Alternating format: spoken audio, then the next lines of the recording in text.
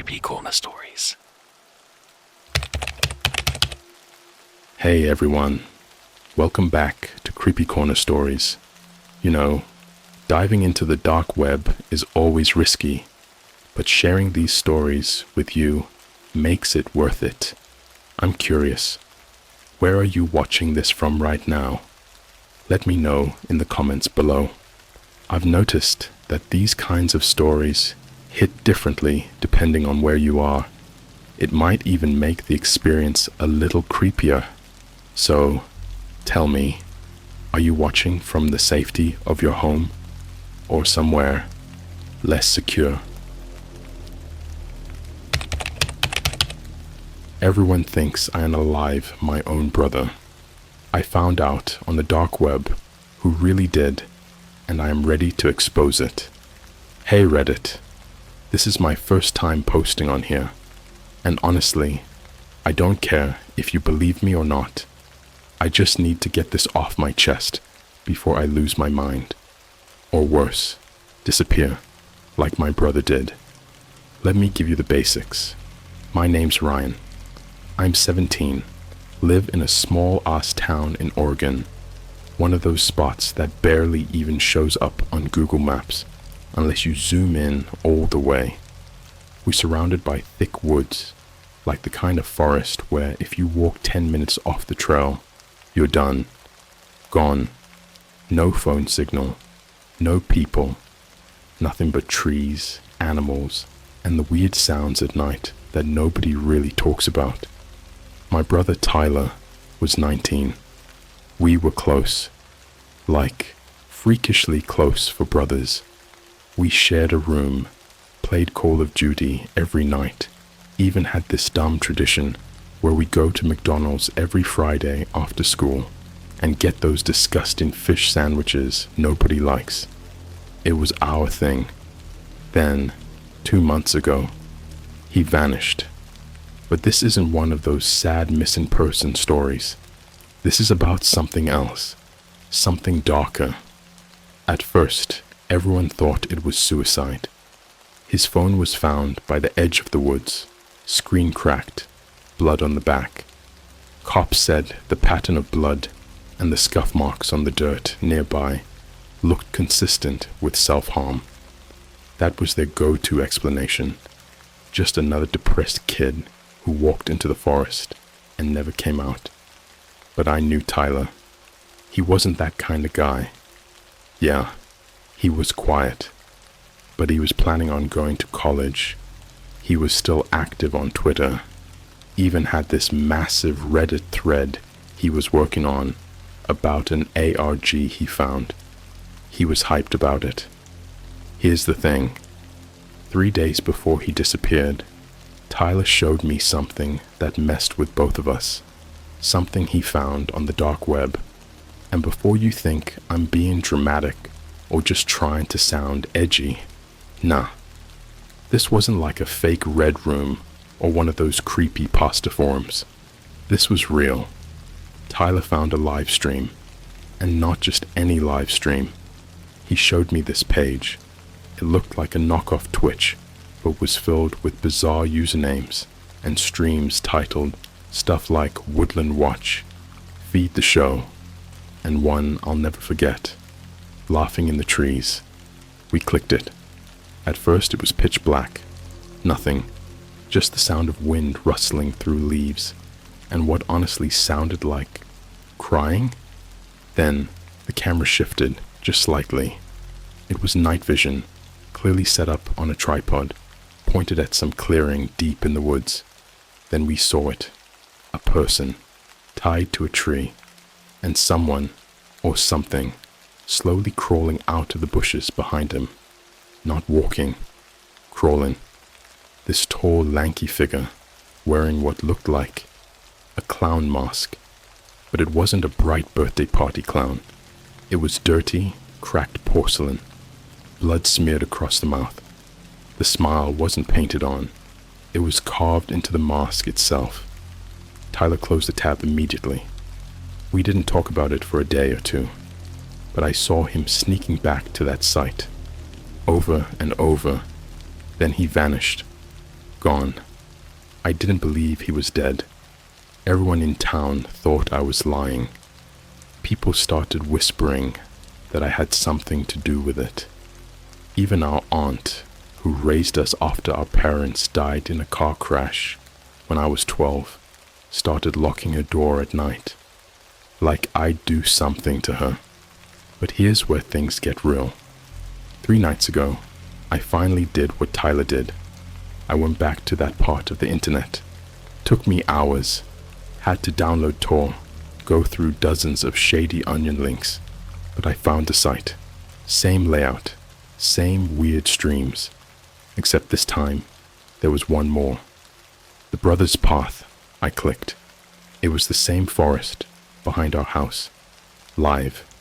And right in the center of the screen was a trail of fish sandwiches leading into the trees, like someone was taunting me or luring me in.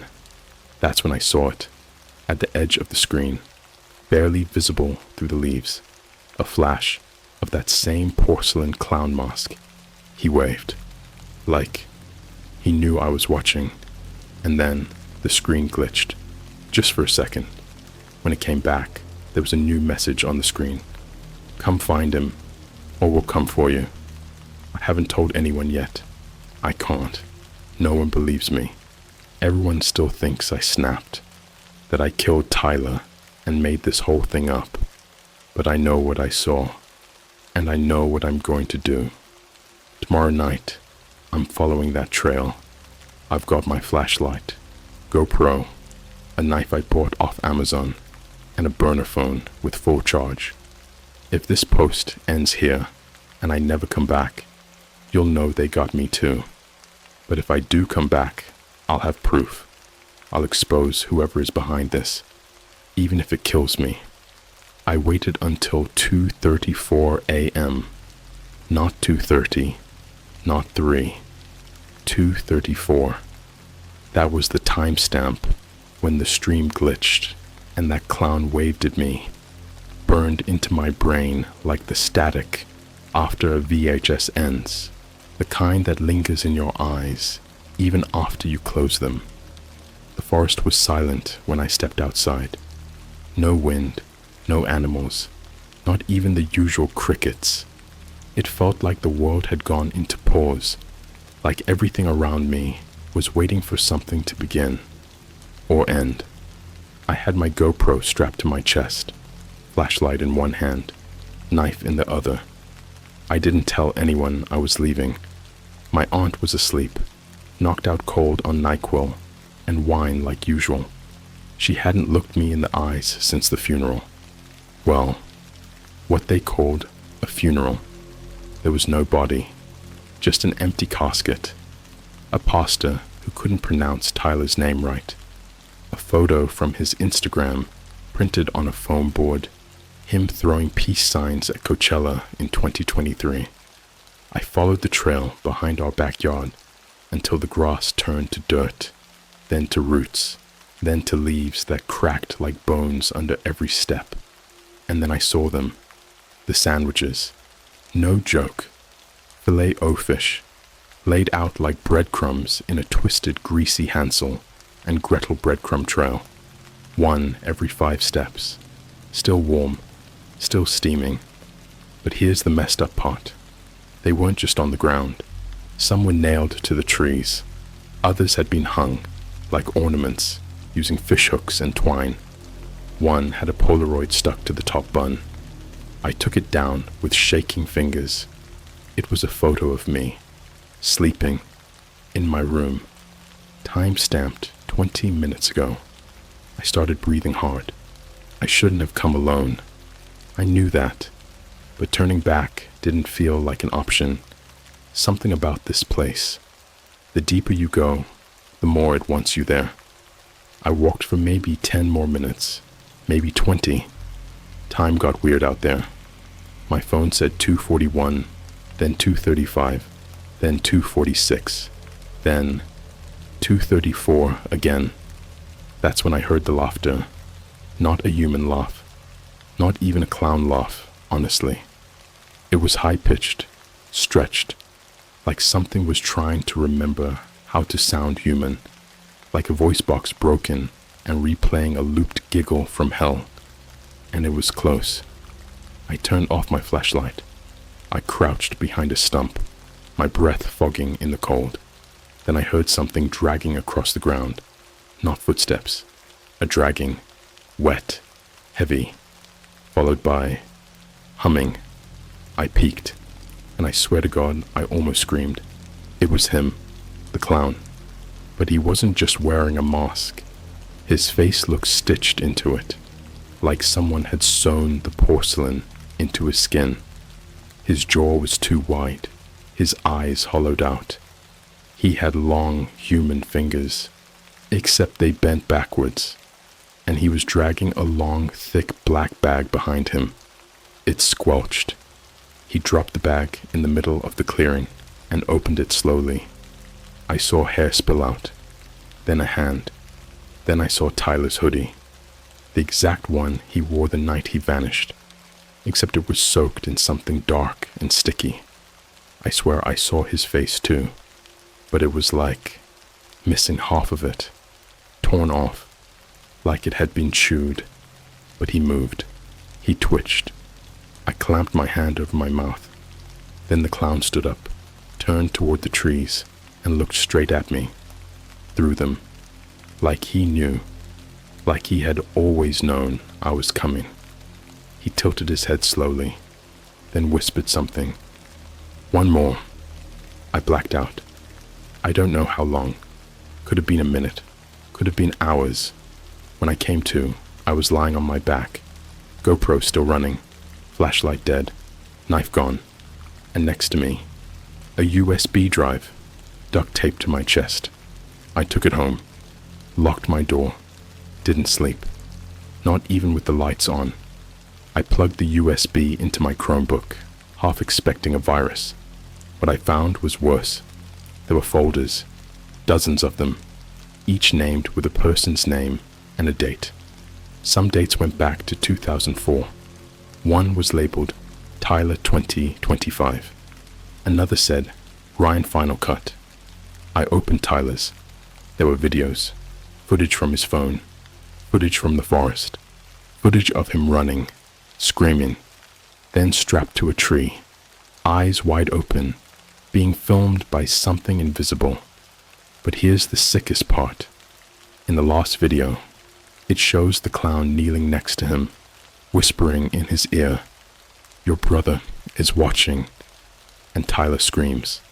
I've watched it 50 times now, memorized every frame, tried to figure out how, why. I even Googled keywords from the files. Turns out this isn't new.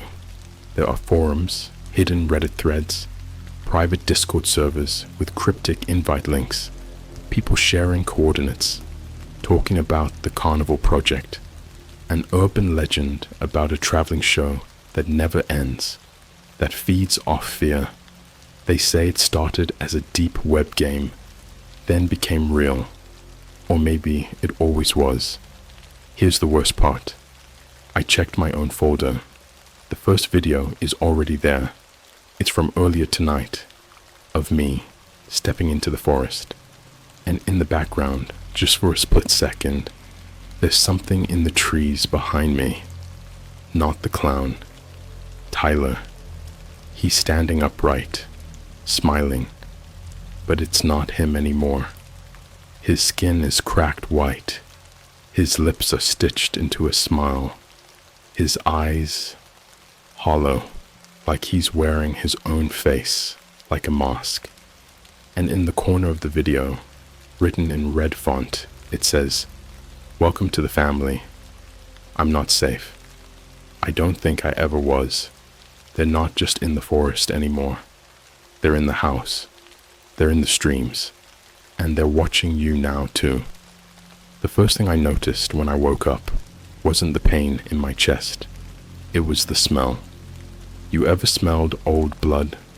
Not the fresh, coppery kind that oozes when you cut your finger. No. I'm talking about that thick, rotting, syrupy stench that sinks into your throat and stays there, like dead pennies soaked in sweat. My sheets were soaked. Not with my blood, but someone else's. It was streaked across the walls too. Handprints. Long, slimy handprints. 5 fingers, but too long. The kind you'd see on something pretending to be human, but failing at the details. Someone had been in my room. They left the closet door open. There was something inside it, breathing. Not a voice, not a growl. Just that wet, raspy inhale, like lungs made of meat instead of air. I didn't move. I didn't speak. I just watched from the corner of my eye. I thought I was dreaming, until my laptop screen flashed. The USB I'd left plugged in had opened by itself. A new folder appeared on the desktop. Open me, coward. Inside was a live stream window. No platform, no source code, just a feed. I didn't recognize the place at first. It was a Starbucks. The Starbucks in our town. The one at the corner of Westburn and 12th, next to the gas station. And sitting at the far table, sipping from a venti cup with blood smeared across the logo, was him, the clown. But this time, he wasn't alone. 4 people sat with him, all wearing masks. One wore a pig's face, another a crow. One was just a blank, smooth doll's face, the kind without eyes or mouth. And the last wore Tyler's face, still stitched, still bloody, pulled so tight across the head, it didn't even fit right. The skin around the mouth had started to peel, but the eyes underneath looked alive. And worse, they looked directly at me through the stream. Then, one by one, the masked figures started chanting, software rhythmic, almost like a nursery rhyme. Step by step, the brother we keep, stitch his skin and drink him deep. Eyes for light and teeth for grin. Let the carnival feast begin. The clown raised his hand. The stream glitched, cut to static. Then I heard it. The knock. 1, 2, 3. I turned to my bedroom door and saw something that will haunt me forever. It wasn't the clown. It wasn't Tyler. It was my aunt. But her face was peeled open like a flower. Her jaw had been split, broken downward like it had been torn with a crowbar. No screaming, no sound. Just her eyes locked on mine, wide, pleading. Her fingers clutched the door frame like she was trying to stop herself from walking in. Behind her, I saw them, the family, all of them in those sickening masks, dragging her back with long, hooked tools. The door slammed shut on its own. No lock, no warning, just silence. I didn't move for 6 hours. When I finally left the room, my aunt was gone. All that remained was a blood trail leading into the basement. I should have run, but the next video on the USB said, "Don't run." It opened automatically. This time, it showed footage from inside my school. Hallways empty, classrooms dark, but something was moving between the lockers, crawling. It moved like a centipede with human limbs. I swear I saw a Letterman jacket wrapped around its body, the kind Tyler used to wear. The creature stopped by a locker, my locker, and then I saw what had dropped inside. A heart, still beating. That was yesterday. Today, the cops showed up. They say someone filed an anonymous report claiming I was involved in a local blood cult. They searched the house. Didn't find anything. They didn't see the claw marks under the bed, or the bloody fish hooks in the freezer, or the messages on the bathroom mirror every time I took a shower. He is behind you. They left me with a warning and a business card for a therapist in Portland. The card caught fire on its own 5 minutes later. That night, I went back to the USB. One last folder had appeared. The Carnival Project, master logs, hundreds of videos, dates, names, footage, some of it in famous places. Times Square, but empty. A clown seen darting behind a billboard. A child dragged into a sewer grate in Kyoto. A tourist in Dubai screaming in a hotel elevator as her skin peeled off like wrapping paper, revealing a porcelain face underneath. It was a network, a global network, a performance that never ended. The carnival wasn't a place, it was a virus, a show that spreads through eyes, screens, attention. By watching those videos, I'd become part of the act. There was one final file, password protected. I guessed it. Tyler. The file opened to a black screen. Then a message appeared in white text. You have been chosen. Act 3 begins tonight. Then, slowly, a list of coordinates loaded on screen. Each one corresponded to a city. Paris, Chicago, Tokyo, Johannesburg, Rio, and one more. My address. The doorbell rang. I grabbed my GoPro and knife and headed toward the front door. But the door wasn't there anymore. It had been replaced with a red curtain, painted on it in dripping black paint. Step into the show, Ryan. The carnival is hungry. Behind me, the walls of my house began to bend and twist. The floor stretched. My furniture elongated like it was being pulled through a funhouse mirror. My reflection in the hallway glass began smiling. But I wasn't smiling. He was, the clown, inside me. And then everything around me turned to static, like I was a TV show being turned off. And the last thing I heard before the world went dark was applause. The red curtain was not fabric. It breathed. When I touched it, it exhaled hot air into my face, like something massive was just on the other side, inches away, waiting. I didn't push through. It pulled me. A soundless suction, like being vacuumed through a wound in space. I blinked and found myself standing under a sky that bled color. It wasn't night. It wasn't day. The sky above me pulsed in shades of sick pink and infected yellow, like someone had microwaved a sunset until it screamed. The trees were upside down, their roots writhing like worms through the air. And the stars? They moved, not twinkling, watching. I had entered the carnival. Not a carnival like clowns and cotton candy. This was a dimension stitched together from suffering.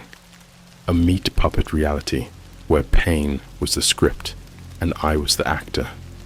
The floor beneath me was flesh. It squished when I stepped. The ground was a patchwork of human skin, stitched together with barbed wire and teeth. Veins throbbed beneath the surface. Some of the pores opened and whispered my name when I walked over them. Ryan. I don't know how long I walked, but time doesn't work here. I was either in there for 4 hours or 4 years. Eventually, I reached it. The tent. It stretched into the sky like a cathedral of nightmares, hundreds of feet high, made from patchy circus top and flayed human torsos. It was alive, breathing, dripping, groaning. At the top of the tent, someone's face had been nailed into the fabric, stretched wide, eyes spinning in opposite directions. Tyler's voice came from inside, not yelling, laughing. I walked in. The lights inside flickered like dying brain synapses. The floor had no gravity. I was walking on walls, on the ceiling, upside down, right side up. The crowd clapped without sound. They weren't people. Rows and rows of mannequins, all wearing the faces of people I knew. My 6th grade teacher, my first girlfriend, that YouTuber I watched every night. Her jaw was unhinged like a snake, and she clapped with her neck. Then I saw the stage, and what was on it made me vomit. It was me, strapped to a metal slab, cut open from chest to pelvis, organs removed and arranged into a carousel spinning slowly, while a figure dressed as a ringmaster danced around it. He held my GoPro in one hand, a scalpel in the other. The clown. He didn't speak. He sang. Cut the soul and cut it clean. Build the show and feed the screen. Brother gone and brother dead. We wear your face. We eat your head. Then he turned to me. The real me. The audience version. He pointed. And all the mannequin faces turned toward me at once. Then they screamed. It was not human screaming. It was like every scream from every war, every car crash, every surgical accident in history, compressed into one infinite shriek. The tent shook. Blood sprayed from the ceiling like rain, and a trapdoor opened beneath my feet. I fell, down a long tunnel lined with televisions. Every screen showed a different me, different timelines. One where I ran, one where I turned myself into the cops, one where I never opened the USB, but all of them ended the same way. Death, except one. One screen was static, and as I watched, it flickered, and I saw a face. Not mine, Tyler's. He was in a room. No windows, no doors. Walls made of stitched together Facebook profile pictures and TikTok thumbnails. He sat in a chair, drooling, watching endless footage on loop. Me, walking into the forest. Me, screaming. Me, begging for help. Then he looked up at the camera. His mouth moved. He's not wearing a mask anymore. The screen cut to black, and I landed in a chair, strapped down, arms and legs tied with intestines, a camera in front of me. The clown approached. Only, he was different now. No more costume, no more porcelain.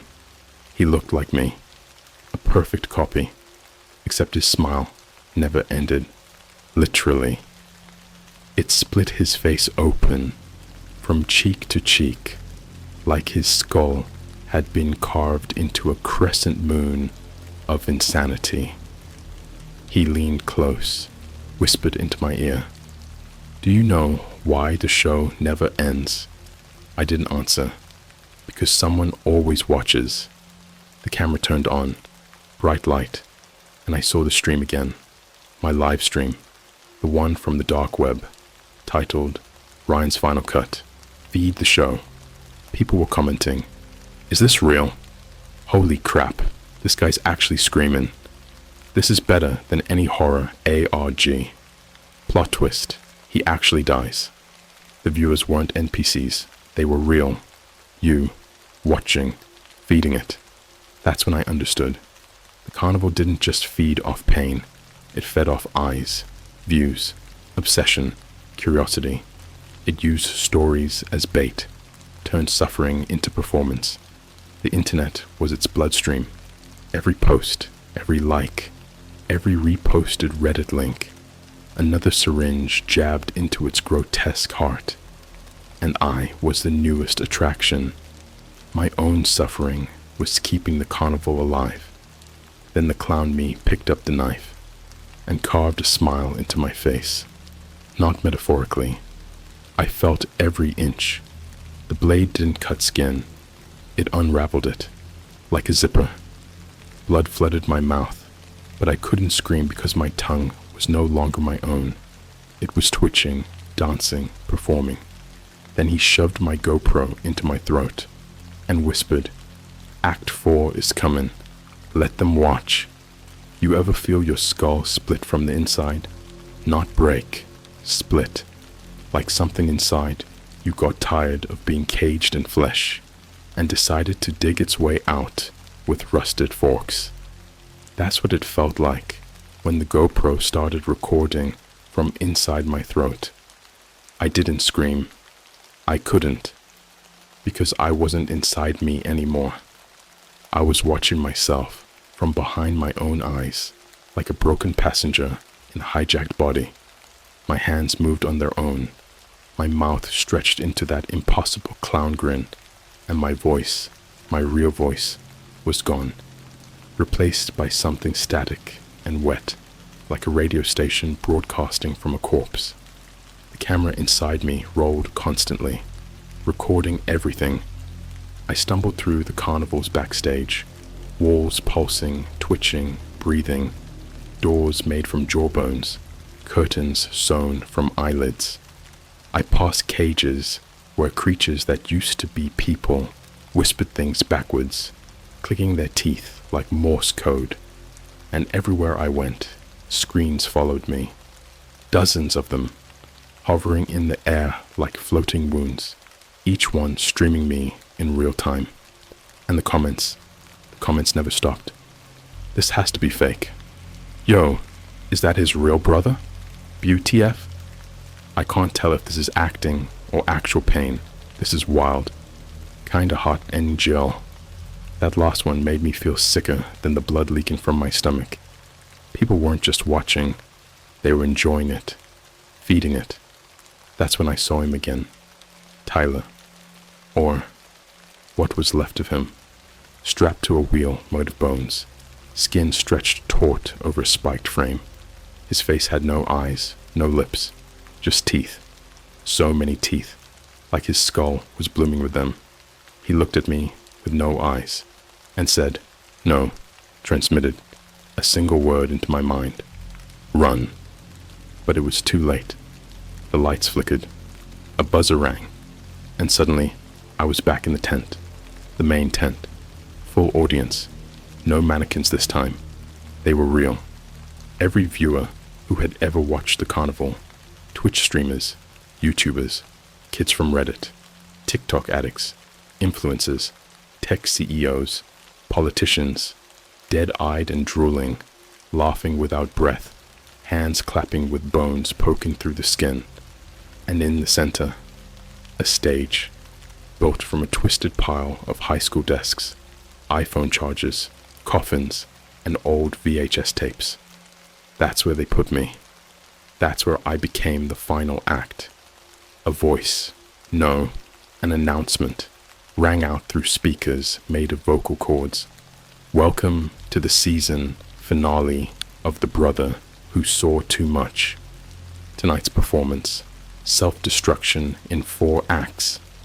Applause, please. The crowd cheered with blood.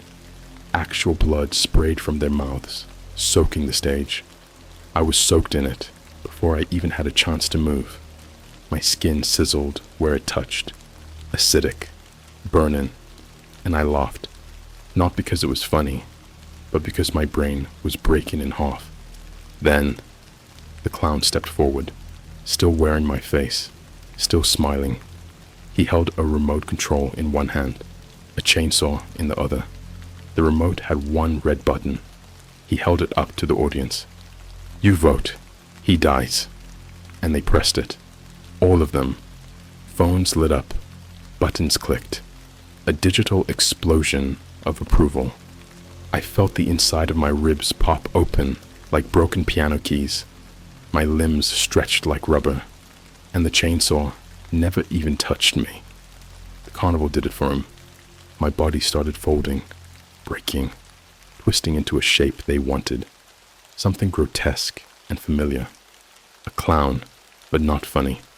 Something you'd see in your closet at 3 a.m., smiling with no eyelids, asking you if you remember what your mother smelled like before she died. Then I saw the final screen, projected above the tent. A single live stream window titled, "Do not watch this video." It had 30 million viewers, then 60, then 100. The more people clicked, the more my flesh melted, the more my smile grew, the more I disappeared. My memories began to erase, one by one. The smell of grass in summer, gone. The sound of Tyler laughing while watching dumb anime dubs, gone. The taste of filet-o-fish, gone. Replaced by static, replaced by code. I was becoming the video. And then a final image. The clown, sitting in my house, at my desk, posting this story. Right now. He's using my fingers, my login, my memories, typing this as you read. And as you take this in, as your pupils track these words, your IP address is being logged. Your camera is being accessed. Your phone, microphone, is now live, because you are the next viewer. The carnival always needs fresh eyes, new acts, and the best part, it doesn't stop when you turn it off. In fact, that's how it spreads. So go ahead, close this tab, go back to TikTok, watch another true story on YouTube, sleep with your light on tonight. Doesn't matter. The carnival's already in your home, behind your shower curtain, inside your phone speaker, sitting in the backseat of your car, and one day, very soon, you'll hear a knock. 1, 2, 3, and a voice through the keyhole will whisper, "Your episode's next. End of file. Footage corrupted. Error. Stream still active." Do you want a visual to go with this ending?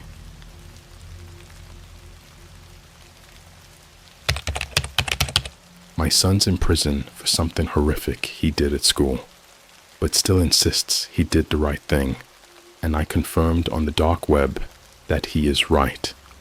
Hey Reddit, throwaway account, call me D. This isn't a post I ever thought I'd make. I was a pretty average guy up until last year. Lived in Pennsylvania, worked remote IT for a logistics company, divorced dad of one. My son Jaden was 14 when it all went down. Honor student, smart kid. Too smart, maybe. And yeah, he's in prison now. Juvenile facility. He was charged with attempted murder. That's what the headline said. 14-year-old student stabs classmate in locker room. Claimed he was saving everyone. CNN even picked it up. They flashed his school photo on national TV like he was some monster. You probably saw it back then and just scrolled past it like every other freak show headline. But what no one knows, what they won't let anyone know, is why he did it. And here's the worst part. Jaden might have been right. It all started a few weeks before the attack. Jaden had always been into coding and internet stuff, not just games or TikTok like other kids. I mean deep. He was building Raspberry Pi machines when he was 10, jailbreaking his phone, writing weird Python scripts that scraped Reddit and 4chan threads. I never thought much of it. He was quiet, but not in a creepy way. Just focused, obsessed sometimes.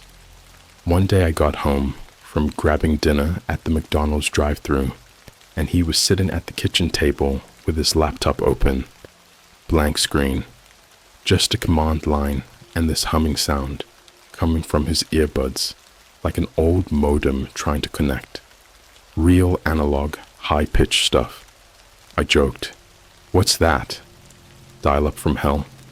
He didn't laugh. He just looked at me and said, "It's not for you, Dad."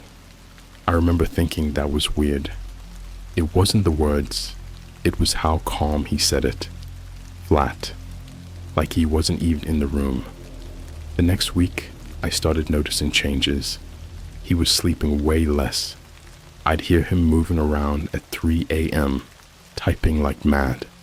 His phone would buzz constantly with encrypted messages from this app I'd never seen, like Telegram, but darker.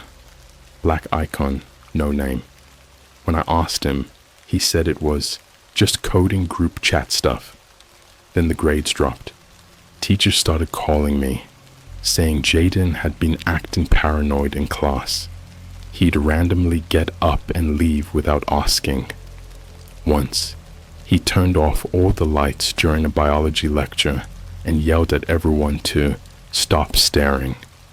They said he punched a mirror in the bathroom, said he thought someone was watching him through it. I grounded him, took the laptop, the phone, and here's the part that made me shiver. He didn't even fight me on it. He just looked at me with this exhausted, glassy-eyed stare and said, "You're not gonna stop it, Dad. You just delayed it." 3 days later was the incident. Jaden brought a screwdriver from our garage to school. He waited until after gym class, when most of the kids were changing. Then he went into the locker room and stabbed a boy named Trevor. He didn't kill him, but he tried, pinned him to the ground, and just kept saying over and over, "It's not him. It's in him. It's in him." Blood everywhere, screaming. Trevor survived, needed over 40 stitches. Jaden got arrested on the spot. The weirdest thing, Jaden didn't resist. No rage, no panic. He just sat there, soaked in blood, staring at the lockers.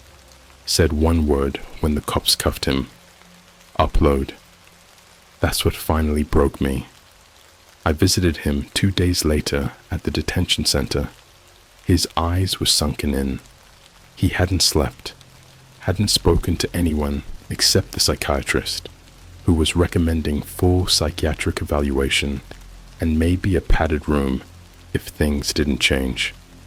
When I walked in, he smiled at me, like nothing had happened, like we were grabbing frappuccinos at Starbucks after a soccer game. I asked, "Why'd you do it, Jaden?" And he said this, because he wasn't Trevor anymore.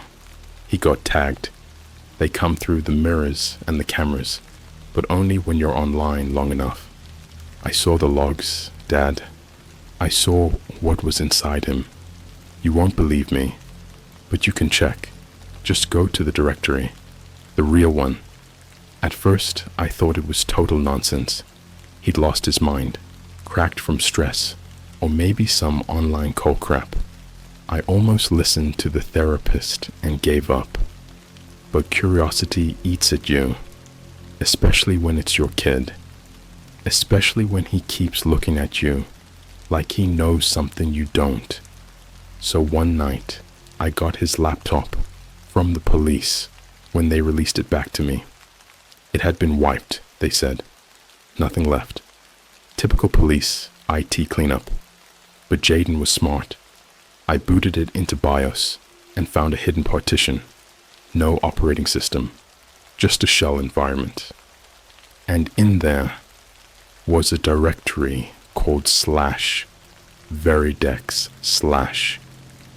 Inside were files with names I couldn't understand, just strings of numbers and IP addresses. But one folder stood out. It was called Lambs to the Slaughter. I shouldn't have clicked it, but I did. And what I saw, God, I'll post that in part 2. This goes way deeper than Jaden. He's not the only one. Something is using the internet, TikTok, Zoom, Discord, YouTube, to mark people, not just kids, everyone. And the worst part, I checked one of the logs he left in the folder. It had my name in it, time-stamped 3 years ago, next to a file called Mirror Activation Complete. I opened the folder at 2:47 a.m. That timestamp still burns into the back of my head like a cursed number. I remember the dull blue glow of the screen lighting up the walls in my room while everything else was dead quiet. Too quiet. You ever feel like your house is holding its breath? That's what it felt like. Inside, Lambs to the Slaughter were exactly 33 video files, all numbered. No titles, no metadata, just files like 001.mkv, 002.mkv, 003.mkv. I don't know why I clicked on the third one first. Maybe it was because I noticed the timestamp next to it matched the exact minute Jaden stabbed that kid, 10:16 a.m. I loaded the file into VLC. It looked like security footage at first. Black and white, top-down angle, time-stamped, no sound. A bedroom, small, probably a teenager's. You could see the mirror on the wall across from the bed. A desk with dual monitors glowing faintly. A boy, maybe 13, scrawny, sits cross-legged in front of the screen, just staring, unblinking. I remember thinking, is this Jaden? But it wasn't. This kid had darker skin, dreadlocks. Then, at exactly 2:31 a.m. in the footage, the kid twitches violently. His whole body jerks. He starts breathing heavy. The lights on the monitor start flickering, like a strobe seizure. That's when it happens. The mirror in the background ripples, like someone dropped a stone into it. Then a shape. Something wrong. Something shaped almost like a man, but not quite, starts to emerge from it. No face.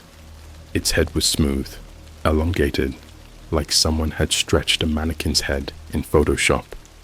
Its limbs were too long, and its fingers clicked against the mirror glass, like nails on a chalkboard. Except there was no sound. The boy doesn't scream, doesn't move. He smiles. A slow, crooked, wrong smile. He raises his arm and carves something into his wrist with a piece of broken screen glass. It's reversed in the mirror, but I could read it. Key granted. The figure behind him bends forward, puts its head to his, and then, in one flick, the boy's head jerks sideways. Dead. Eyes wide open. Blood pools instantly on the carpet. Then the video cuts to black. I nearly threw the laptop across the room. I checked my pulse. My watch said 120 beats per minute. I was sweating, shaking, crying, without knowing why. Something about it wasn't just violent. It felt spiritually wrong, like watching sin crawl out of a screen. I should have stopped, but I didn't. I watched 008.mkv next. That one showed a Starbucks. Surveillance camera footage again. This time in London, based on the language, on the signs and the accents in the background. Timestamp 4:13 p.m. A woman in her 30s, wearing a pink suit jacket, is typing something furiously on her MacBook. You can see YouTube open in one tab, a video of a podcast about digital hauntings. In another tab, a dark-themed terminal window running command lines with phrases like / signal, decode, -- mirror, signal, / layer, shift, activate. Then her webcam light flicks on by itself. She doesn't notice, but something behind her in the window reflection starts to move. Not a person, not even a thing. It looked like a hole. A perfect black circle, just growing larger behind her, like a tunnel tearing open into nothing.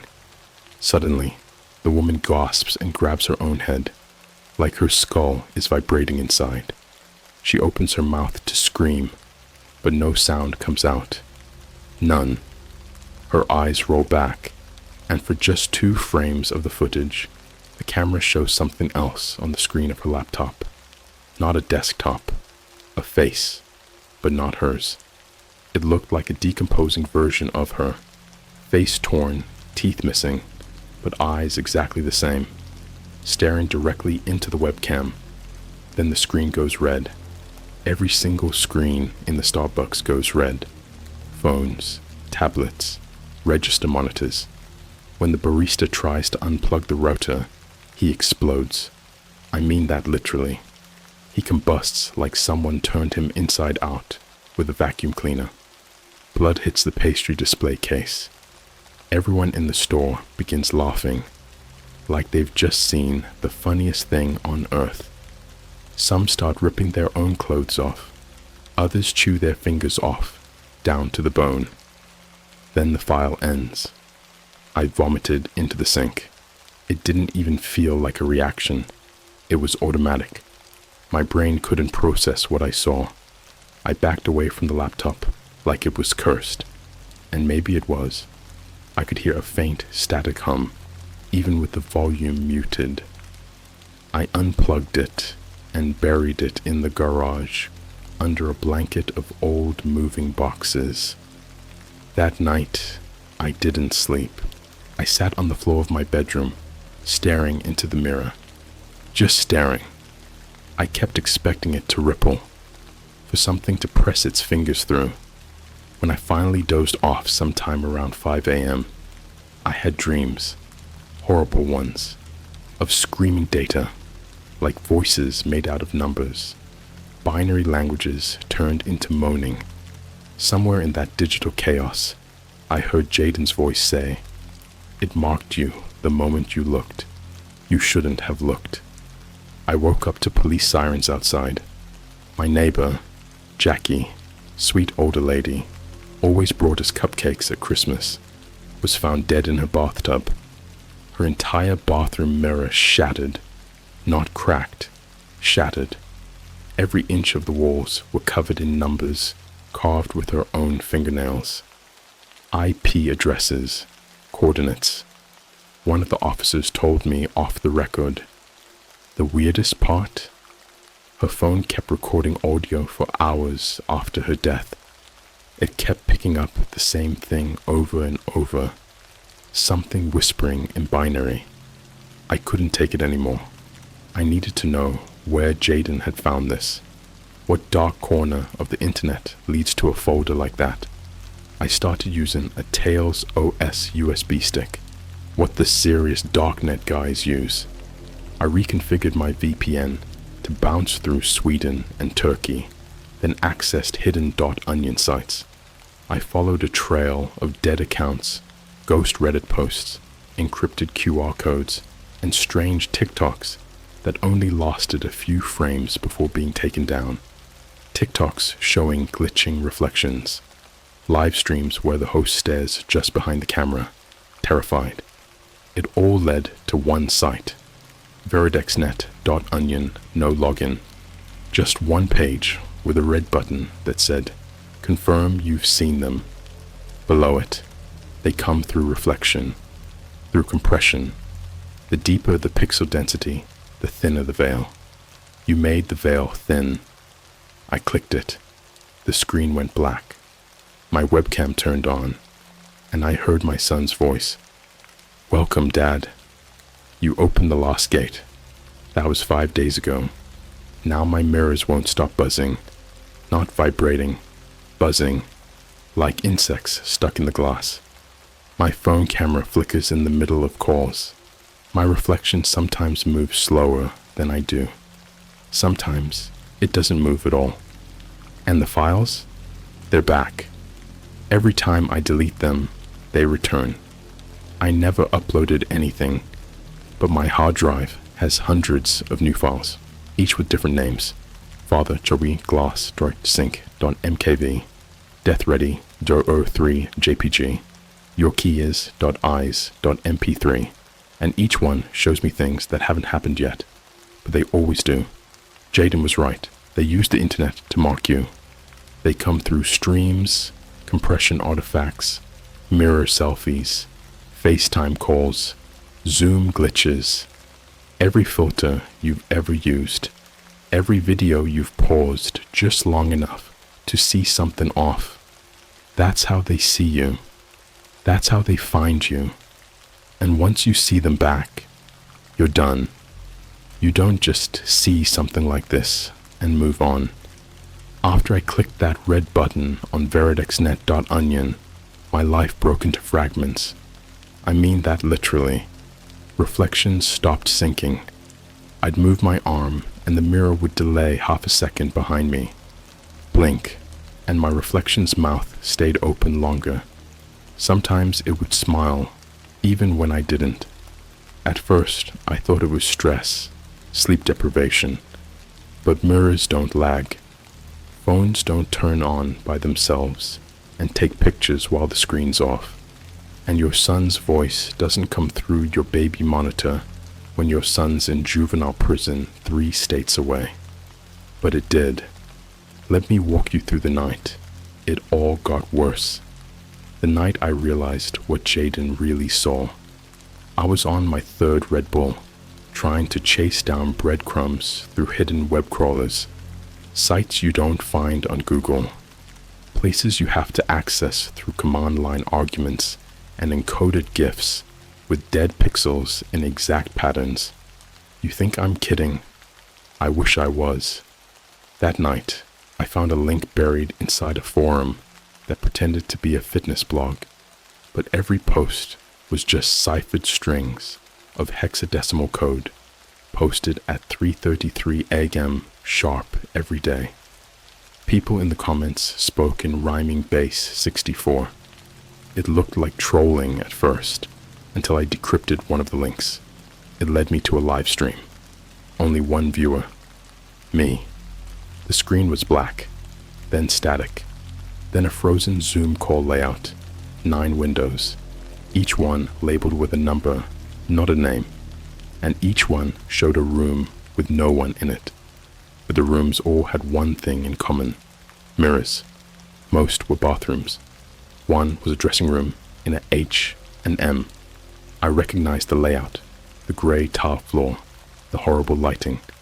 Another was some kind of hospital ward. All 9 windows showed empty rooms, until slowly, like paint bleeding into water, a figure began to form in each one. Not just one, the same one, copied, mirrored, echoed, tall, slender, skin like crumpled paper, face stretched into a plastic smile, one of those permanent grins, like it had been stapled to its skull. Its jaw vibrated as if it were buffering on a laggy video stream, and behind it, flickering across each mirror, was the same string of code: H.264 _ fleshkey stream initialized. I closed the tab, or I tried to. The browser locked. All my open windows started duplicating on their own. Then my webcam blinked on, and I saw my own face staring back, except it wasn't mine. Not exactly. My eyes were darker, too wide. My mouth was wrong. Corners stretched farther than they should. My doppelganger on the screen slowly opened his mouth, and hundreds of tiny human hands began to crawl out, grabbing at the lens, scratching the screen from the inside. I slammed the laptop shut and yanked the battery out. My phone buzzed. A FaceTime request. From unknown. I didn't answer, but the screen froze on a preview frame. Just one blurry, cursed still. And in that frame, I swear to you, I saw myself standing behind myself, grinning wide with 2 blood-black streaks running from my eyes to my chin. I saved the screenshot, but when I looked for it in my gallery, it wasn't there. Instead, my entire camera roll had been replaced with photos I never took. Thousands of them. Images of other people's homes, bathrooms, school lockers, train stations. Every single image containing a mirror, and in each mirror, that same thin figure, sometimes closer, sometimes watching from behind the glass, sometimes looking right at the camera. I couldn't sleep. I couldn't even close my eyes. Every time I did, I saw faces, but not just faces. Faces compressed through algorithms. You know how a video looks when it's buffering on 144p? Blocky, pixelated, with weird noise artifacts. These faces looked like that, stretched through digital decay, eyes moving wrong, like someone tried to render emotion through broken data. And then the audio started, from inside my laptop. I never turned it on again, but it would still speak, muffled at first, like it was trapped inside, then louder, clearer, male voices whispering strings of code mixed with screaming, like screaming through an audio filter. You could hear breathing behind the distortion. Once, it played this. Father confirmed. Seed accepted. Render begins. I went to Jaden again. The prison let me in for 15 minutes. He hadn't slept. Neither had I. He said, flat out, "It's an infection, Dad. Not a virus, not malware. A conscious infection. It hides in compression, in low-quality streams, in live videos with audio distortion, in mirrors touched by lens flares. It doesn't want you to see it. It wants you to look just long enough for your mind to not be sure." I asked him how he knew. He said, "I watched the entire Lambs to the Slaughter archive. I ran deep thread scripts on the metadata. Some of those files weren't video. They were rituals, encoded like codecs, but they weren't programs. They were prayers to something, and I decrypted one. What did it say? I asked him. Jaden looked straight at me and whispered. It said, "They are born through your reflection. They are fed through your focus. The more you watch, the more they enter." Then he grabbed my hand and squeezed it like he was trying to break it. "Stop watching, Dad. Please. Don't watch part 11. Part 11, the one file I never opened. 011.mkv. I didn't even remember downloading it. But that night, the laptop, disconnected, battery removed, shut in the garage, powered on. No lie. I found it glowing through the crack in the basement door. The fan was spinning. The screen was on. Just plain 011.mkv on loop. And what I saw on that screen, I wish I could forget. I really do. It started with a child. A boy no older than 8, sitting in a room covered in reflective surfaces, tinfoil, water basins, mirrors. His eyes were gone, just skin where the sockets should be. He wasn't crying. He was twitching, like every nerve was on fire. In front of him stood a man in a lab coat with no face, no features at all, just skin pulled tight over his skull like a balloon. He held up a phone, pointed it at the boy, live streamed it. Then the boy started screaming in binary, not English, not even human syllables, just pure digitized horror made of ones and zeros, like he was streaming his soul directly into the lens. The camera zoomed into his face, and inside the reflection of his empty eye socket, you could see a real bedroom. Mine. My bed. My wall. Me. Watching. I blacked out. When I woke up, I had blood under my fingernails, and the mirror in my bathroom had new writing etched into it. Not written. Etched. Like with a razor. It said, "You're streaming now." I checked my phone. I was live on Instagram. 11 viewers. My account had been reactivated, with videos of me sleeping, pacing, staring into mirrors, drooling blood I never remembered bleeding. And all the comments said the same thing. He's almost through. Look behind him. Part 11 is spreading. My son knew. He knew this wasn't just digital. It was spiritual. It was ritualistic broadcast possession, using cameras, Wi-Fi, data, reflections.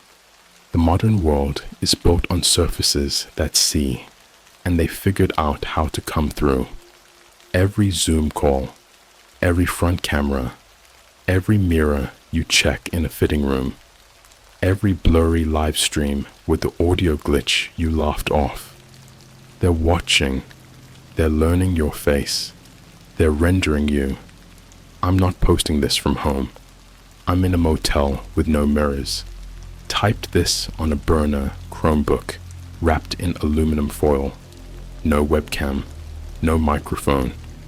But I can still hear the buzzing behind the walls. My teeth hurt. My eyes don't blink in sync anymore. And in every store I go to, Walmart, CVS, Target, the security cameras catch something walking right behind me, tall and thin, always one frame behind. If you're reading this on a phone, turn off the screen. If you're watching your reflection in the black part of your monitor, don't blink. If you clicked on this, it means something's already watching you. Not in the poetic sense, not the government, not social media, not big tech. I mean something conscious, something old, and digital, and starving. And if you're brave or stupid enough to want to know what was in 011.mkv, then you better sit down. Lock every mirror away. Put tape over your phone camera. Smash your smart TV with a hammer if you have to, because I watched it, all of it, and it didn't just traumatize me. It followed me out. I didn't open 011.mkv the normal way. I couldn't. Every attempt triggered system reboots, kernel panics, static bleeding from the speakers like the laptop was dying to keep it inside.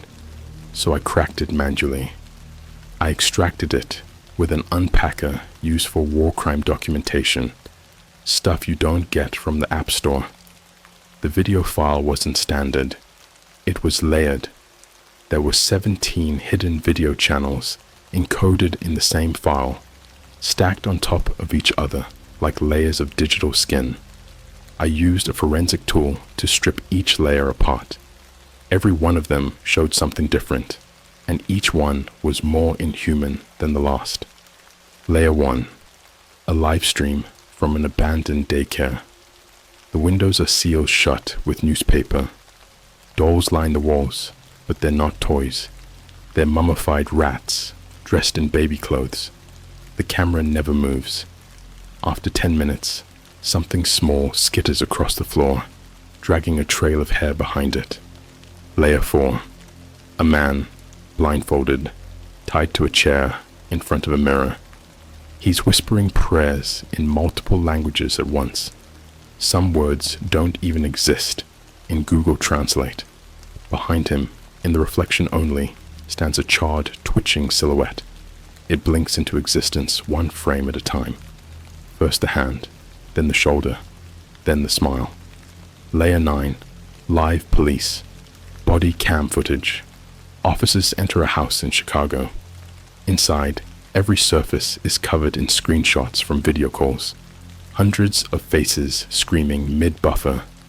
On the ceiling, written in something black and glossy, the children are rendering. Layer 13.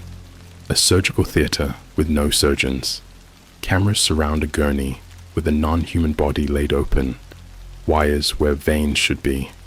USB ports behind its teeth. No eyes. Just twin glass lenses spinning in their sockets like old film reels. It's twitching, trying to scream. No sound. Layer 17. A child's birthday party, filmed on VHS. Everything seems normal until you look closer. None of the children have faces, just blurred, digital static where their heads should be. One of the kids turns to the camera. Their face becomes yours. Even if you've never been recorded, even if you're not there. These weren't videos. They were digital rituals, meant to convert the viewer into a vessel. By watching them, your neural pathways sync to the corrupted signal. That's what the folder was. Not a leak. Not some edgy ARG. It was a ceremony, and the more you watched, the closer it got. 011.mkv was the final key, the complete rendering, and once you watched all the layers, it activated something. My ears started bleeding, literally, not metaphorically. Blood pooled into the collar of my hoodie. I couldn't move, couldn't scream. I just heard this voice. It came in bursts, like corrupted speech-to-text software, running backwards. We eat what is seen. We become what is mirrored. You are the lens. You are the stream. You are the cut. My laptop melted. I'm not kidding. It overheated until the battery blistered, the keys warped, and the entire screen bubbled outward like it was boiling from the inside. But somehow, the file kept playing. On other devices, my smart TV turned on by itself. It displayed my own reflection, but behind me, in perfect focus, was a woman with no eyes, mouth stitched shut, her head nodding in reverse, like a GIF looping wrong. I turned around. Nothing there. Turned back. She was closer, now holding something. It was a mirror. I left the house. No laptop. No phone. Just the clothes on my back. I drove 5 hours to my ex-wife's place, where Jaden used to live. I wanted to ask her about something I remembered. Something small that never made sense. 6 months before the stabbing, Jaden got obsessed with this augmented reality game. It used the camera to find ghosts in real life. one of those dumb TikTok trends. Except this one was banned off the App Store in a week. Supposedly, it caused seizures. Jaden kept it installed through a back door. He said it could see people before they changed.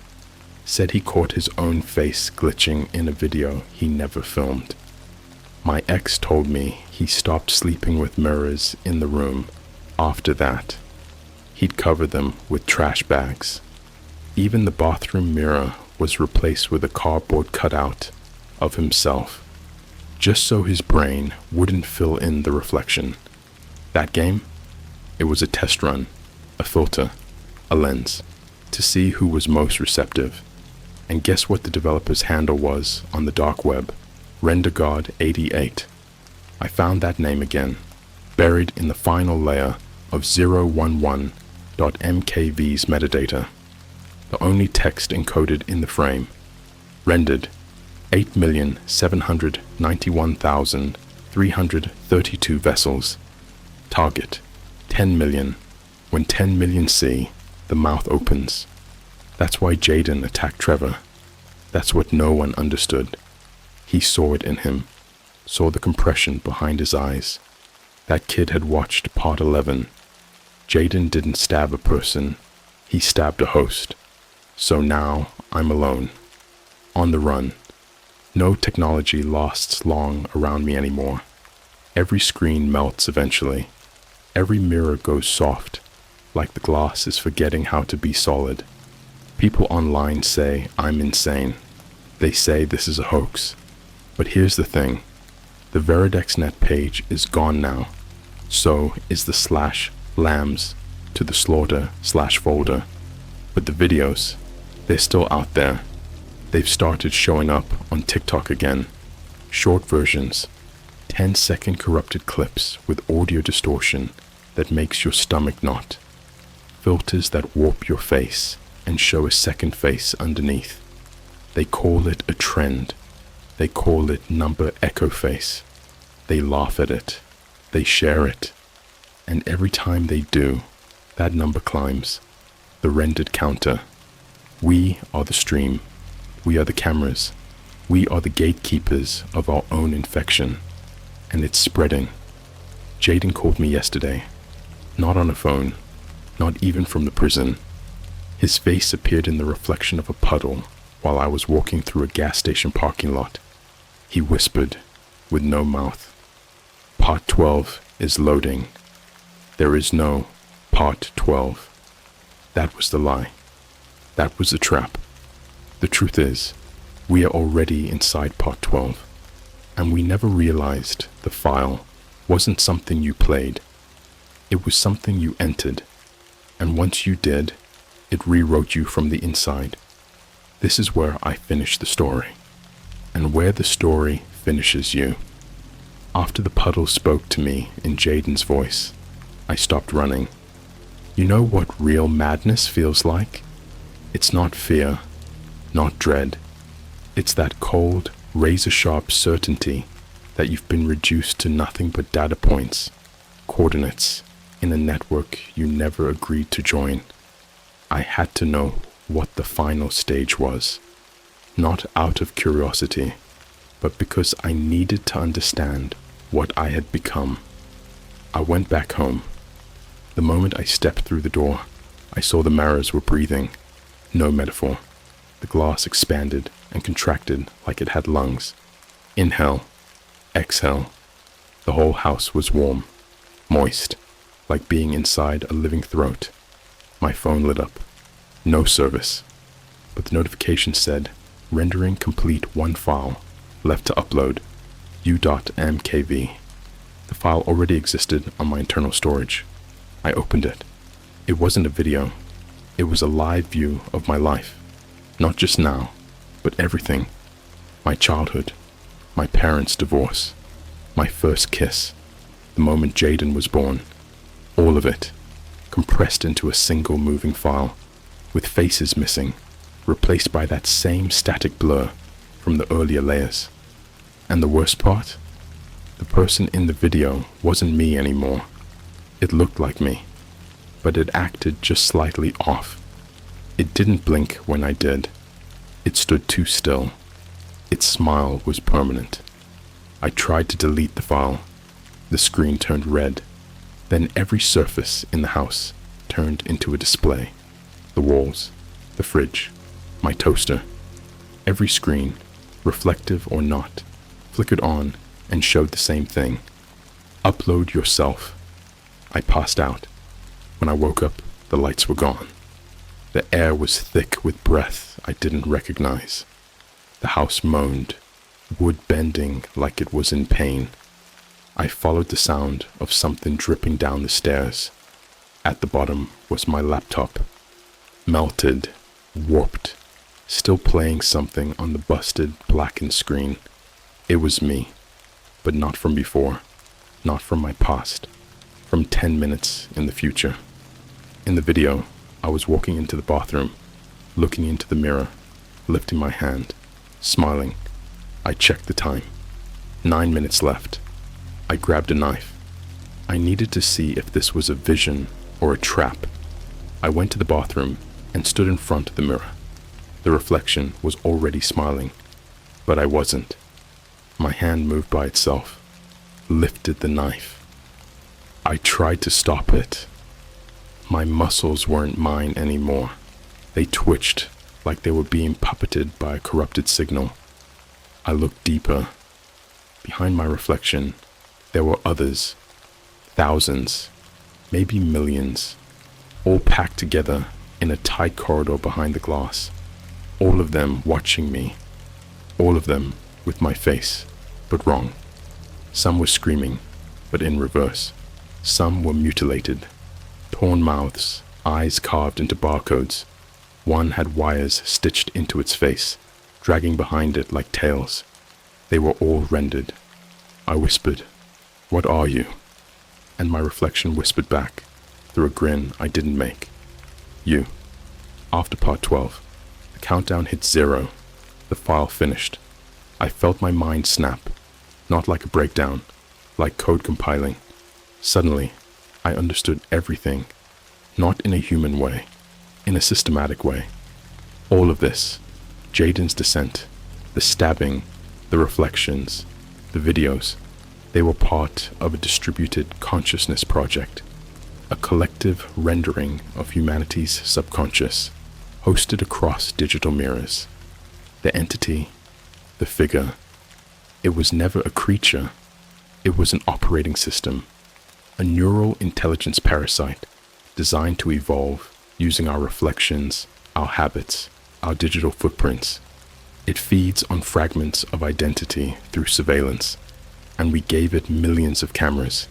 It lives in video calls, Instagram lives, FaceTime, YouTube reactions.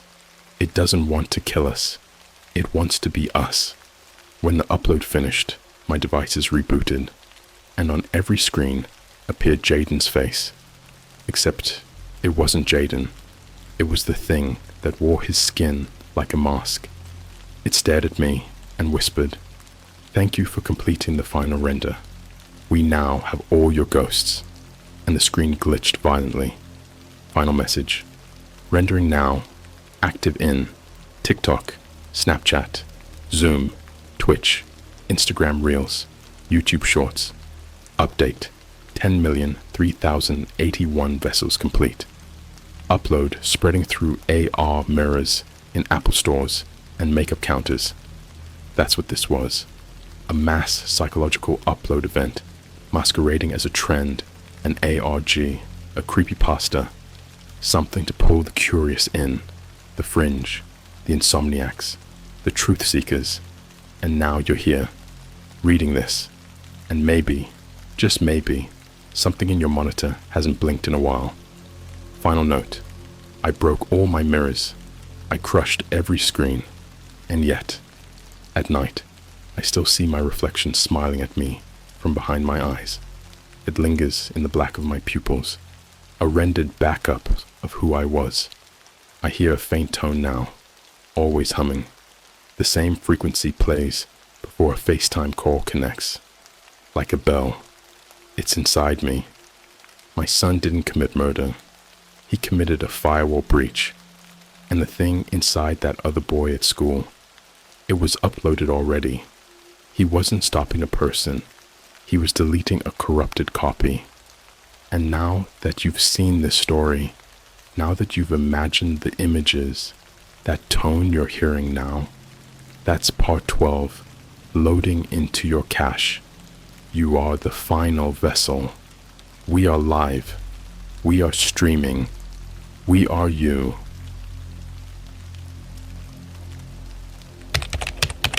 I called a babysitter from the dark web as a joke. I think it's a skinwalker and wants to eat my friend. Yo, I don't even know how to start this, so I'll just be straight with you guys. This happened 2 weeks ago. I haven't slept more than 3 hours since. Every time I close my eyes, I see her face, the way it changed when she thought no one was looking. My name's Ethan. I'm 19, live just outside of Phoenix, Arizona, and no, I'm not a crackhead or one of those edgy teens looking for clout. This isn't a ha-ha funny internet challenge or some dumb TikTok trend like ordering a killer clown off Wish at 3 a.m. I really wish it was, but I swear on everything, what happened to me and my friend Jake was real. I honestly think we screwed with something we shouldn't have. Like seriously shouldn't have. It all started as a joke. Jake and I were hanging out at his place, super bored. It was one of those Arizona nights where it's still like 95 degrees at 1 a.m. and all you can do is sit inside with the fan on full blast, scrolling through Reddit or watching YouTube horror story channels like Here's My Story. You know the ones, animated horror stories with titles like My Teacher Was a Demon or I Found a Hidden Door in My School. They're entertaining as hell, but we always laughed at how dramatic they were. Like, come on, how many times are you gonna walk in on your babysitter boiling bones? Well, karma's real. Because I wanted to one-up those stories. Big mistake. Jake had just got this old MacBook from OfferUp, and we were messing with it. For some reason, it still had Tor browser installed. You know, the thing people use to access the dark web. We were joking around, reading those Red Room myths, fake hitman sites, and probably got on like 5 government watch lists in under 10 minutes. That's when I found the site. It was called The Hollow Service. Clean layout, black background, one white sentence in the middle. Need someone to watch your loved ones? We never blink. I remember Jake laughed and said, "Bro, it sounds like something Mark Zuckerberg would make if he went full creep." There was a big red button under the sentence. It said, "Request caretaker." I figured it'd be like those fake hacker sites. Click the button and it shows a glitchy skull or something, but instead, it opened a form. Super basic. Name, address, number of children. Special instructions. I filled it out as a joke. Just put down Jake's house address, with his permission. Wrote, 1 child. And for special instructions, I typed, make sure he eats all his chicken nuggets. He loves YouTube and hates bedtime. Don't steal him. We submitted it, laughed, and forgot about it. Until the doorbell rang. Number joke. 4 minutes after we submitted it, the Ring camera went off. At first, we thought it was DoorDash or something, but when we checked the feed, there was a woman standing there, and I swear, even just seeing her on camera made my stomach twist. She was tall, like way too tall, probably 6'3", and built like someone who lifts washing machines for fun. She was wearing this pale blue babysitter-looking uniform, but it was old-fashioned, like 1950s, Leave It to Beaver kind of stuff. Her hair was platinum blonde, pulled into a weirdly tight bun.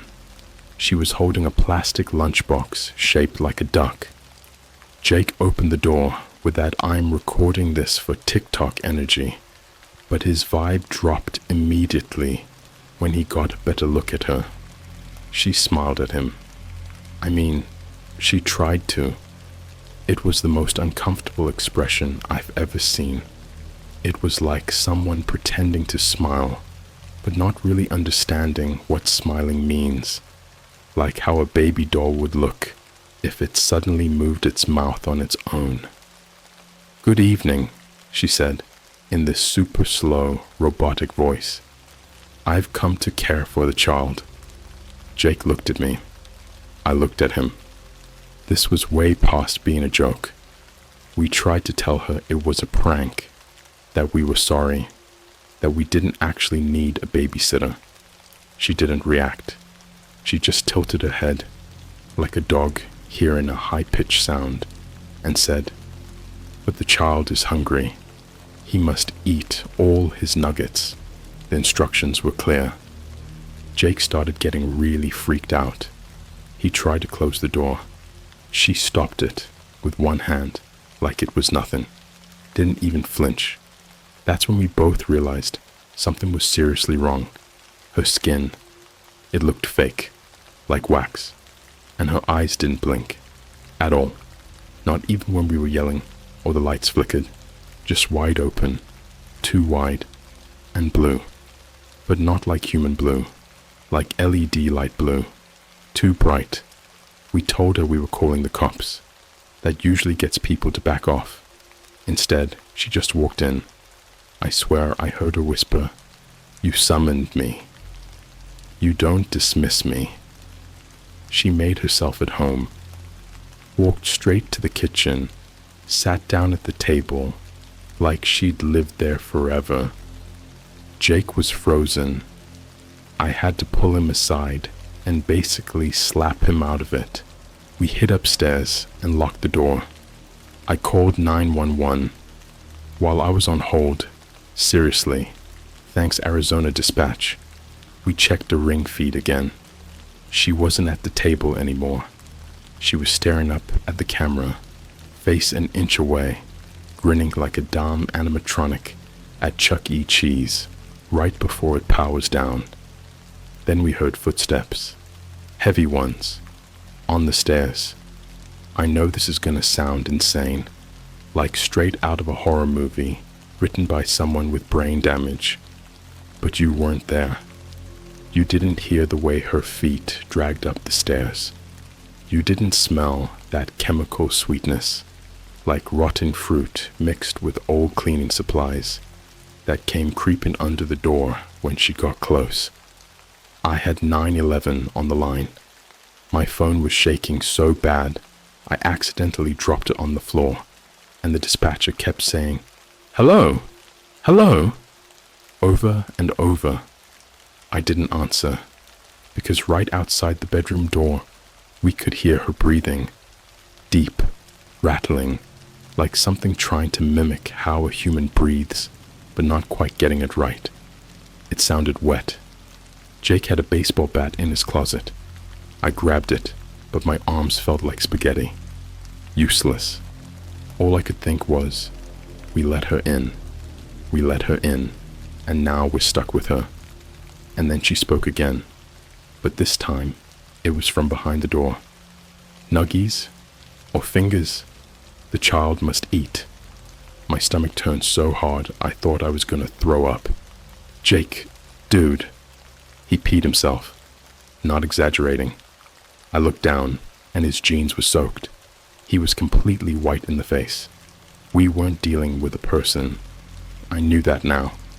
We'd summoned something else. Then, she tried doorknob. Quietly at first. Click, click. Then faster. Click, click, click, click, click. And then she slammed her full body into the door. Once. Twice. It shook like it was going to rip off the hinges. The third time, the wood cracked. Not splintered. Cracked. Like it was being twisted by a machine. Jake screamed. Not like a horror movie scream. It was this primal, desperate cry, like something inside him just broke. I grabbed my phone, told the dispatcher our address as fast as I could, and then everything went quiet, like dead silent. I looked at Jake. He looked at me. His lip was trembling. I leaned in to the door to try to listen. Bad idea, because something scratched the door from the other side, like claws, not fingernails, claws. It was slow, deliberate. And then this voice, not hers anymore. This voice was low and dry and ancient sounding. It said, "You forgot to lock the kitchen door." I don't remember jumping out the second-story window. I really don't. 1 second we were in the room, and the next I was limping through the backyard barefoot, Jake limping behind me, bleeding from his shoulder from where glass tore his hoodie. He didn't even notice. All he kept saying was, "She's not real, bro. She's not real." We ran like lunatics down the street. No shoes, no plan, no dignity left. Just raw animal fear. The cops showed up 20 minutes later. We were hiding behind a dumpster near a McDonald's drive-thru, of all places, watching people order Happy Meals like nothing was wrong. Like a thing wasn't inside Jake's house right now, walking around in fake human skin and saying creepy nursery rhymes about chicken nuggets. When the cops got to the house, they found it empty, but not untouched. The kitchen was trashed, chairs upside down, plates shattered. The fridge was open, and every piece of food, every single item, was torn open and left in a pile in the middle of the floor. Not eaten, just shredded, like an animal was inspecting it all and didn't like what it found. The microwave had a burnt doll's head inside. Swear to God. I saw the photo on the cop's phone when he was filling the report. A plastic baby doll's head, charred black, eyes melted, stuffed into a Hello Kitty lunchbox. And here's the worst part. The cop said there were no footprints outside the house, no signs of forced entry, nothing, not even ours. They thought we were on drugs, or schizophrenic. Gave Jake a pamphlet for grief counseling. Like what? Told me to stay off Reddit. One officer legit made a Skinwalker ranch joke. No one believed us. Not our parents, not Jake's sister, not even the YouTuber I emailed the story to. He thought it was fan fiction. But that night, it wasn't over. 3 days after it happened, I was staying at my house. Jake was sleeping over because there was no way either of us was staying alone. We were up late, watching Netflix with the volume low. Around 2 a.m., my phone buzzed. Unknown number, no caller ID, just a text. It said, "He still hasn't eaten. The hunger grows." I wanted to throw up. I showed Jake. His nose started bleeding almost instantly, like a faucet. No explanation. Just poured out all over his shirt. He looked at me and said, "I don't think it's done with us." We checked the Ring cameras again. Mine this time. Nothing for the first 2 hours. Then at 3:33 a.m. exactly, she walked across the street, not on the sidewalk, across the middle of the road, in the exact same uniform. But this time, she wasn't alone. There were 3 other figures walking behind her. Small, shaky, like kids maybe, but their heads were wrong, too long, like deer skulls covered in skin. They stopped at the edge of my lawn, looked up at the camera, and waved. That wave haunts me, not because it was scary, but because it was gentle, like a kindergarten teacher waving goodbye to students. I don't leave the house at night anymore. Jake won't even go near a babysitter or daycare ad online. He barely eats. His ribs are showing now.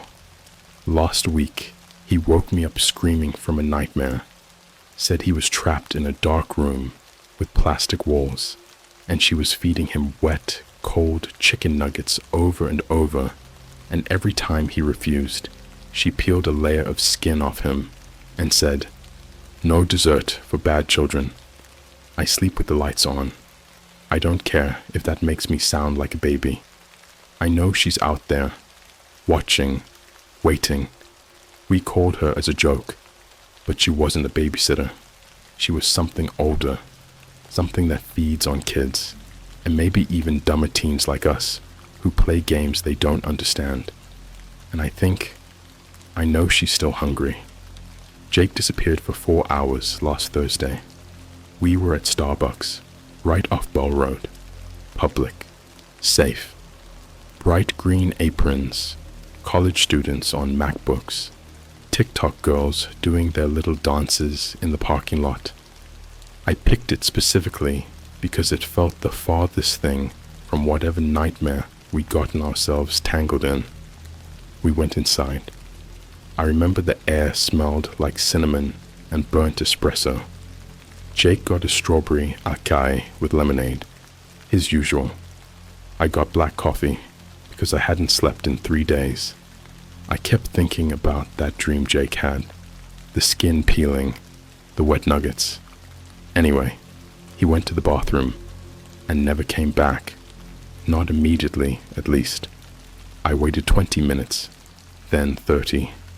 Eventually, I knocked on the men's bathroom door, and when no one answered, I asked a barista to open it for me.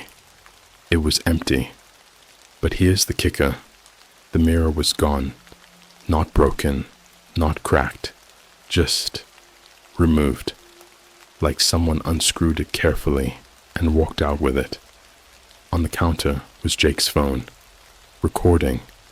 The video was short, less than a minute. It showed Jake looking into the mirror, breathing heavy. He looked sick, pale, sweating. His eyes were shaking like he was trying not to blink. In the background, you could hear this voice, her voice, but she wasn't visible, just whispering in a sickly sweet tone. "You left the door unlocked again, little one. Naughty children go to the quiet room." Jake mumbled something like, "I'm sorry. I locked it this time. I swear." The voice didn't answer. Instead, the reflection changed. Not the real Jake, just the one in the mirror. His reflection smiled, a wide, unnatural smile that went almost ear to ear. His teeth were pointed, dripping. Then the screen went black. I freaked, started screaming in the middle of Starbucks, got kicked out immediately. People filmed it for TikTok, I'm sure. Some dude whispered meth head under his breath. If only he knew. I ran around the entire plaza like a maniac. PetSmart, Target, even that weird nail salon that smells like melted plastic. Nothing. Jake was just gone.